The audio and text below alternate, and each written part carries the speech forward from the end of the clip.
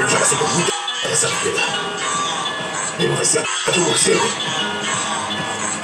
que vai me impedir.